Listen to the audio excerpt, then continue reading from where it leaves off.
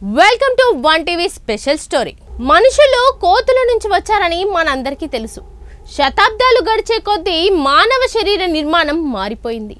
అయినప్పటికీ టర్కీలోని ఒక కుటుంబం ఇప్పటికీ 2 చేతులు 2 కాళ్ళు ఉపయోగించి కోతుల వలె నడుస్తుంది. ఇది ఒకరిద్దరి కథ కాదు. ఆ కుటుంబం మొత్తంలో అందరూ వీపు వంచి నేలపై చేతులు వేసుకొని నడుస్తారు. ఈ వింత ప్రపంచంలోని శాస్త్రవేత్తలకు ఇది పెద్ద సవాల్గా మారింది.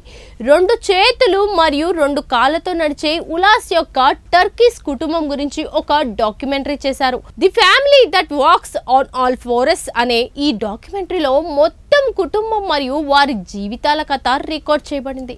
ఇది వైజ్ఞానిక ప్రపంచాన్ని ఉలిక్కి పడేలా చేసింది. లండన్ స్కూల్ ఆఫ్ ఎకనామిక్స్ కి చెందిన పరిణాత్మక మనస్తత్వవేత్త ప్రొఫెసర్ నికోలస్ హంఫ్రీ మనం 2 కాళ్ళపై నడవగల నిలబడగల సామర్థ్యం కలిగి ఉన్నామని వ్యాఖ్యానించారు.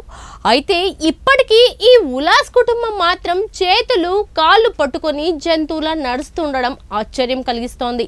అలాగే ఆ కుటుంబంలోని 18 మంది పిల్లలలో 6 మందికి పుట్టుకతోనే అదే లోపం ఉంది. వారెవరూ సూటిగా నిలబడలేరు. నేలపైకి వంగి నడవడానికి వారు తమ చేతులను మరియు కాళ్ళను ఉపయోగిస్తారని చెప్తున్నారు. మానవ పరిమాణానికి పెను సవాలు. ఈ సంఘటన మానవ జాతి పరిమాణాన్ని తారుమారు చేసింది. ఇలా 2 చేతులు 2 కాళ్ళతో నడిచే వారిలో చిన్న మెదడు చిన్నగా ఉంటుందని పరిశోధకులు తెలిపారు.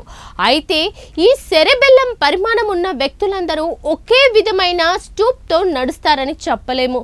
అలాగే లివర్పూల్ విశ్వవిద్యాలయంలోని శాస్త్రవేత్తలు నిర్వహించిన ఒక అధ్యయనంలో చతుర్భుజాలు సాధారణ మానవుల కంటే కోతుల మాదిరిగానే అస్థిపంజర లక్షణాలను కలిగి ఉన్నాయని కనుగొన్నారు. ఇది ఇవాల్టి స్పెషల్ స్టోరీ. చూస్తూ ఉండండి వన్ టీవీ న్యూస్.